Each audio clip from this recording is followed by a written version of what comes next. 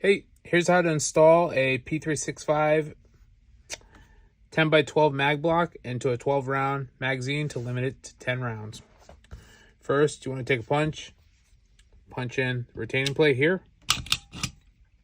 Slowly remove the floor plate, stick that aside, take the retaining plate out, and then you want to take the mag block. It's going to go in this way. Push this all the way in. Okay.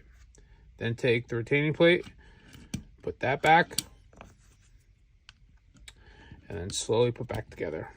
And that's how you install a 10x12 P365 mag block into a 12 round Sig 365 magazine. This mag block will work in any of the 365, 365X, and 365XL 12 round mags. If you have any questions, you can reach out to us at magblocks@gmail.com, and please rate this video. Thank you.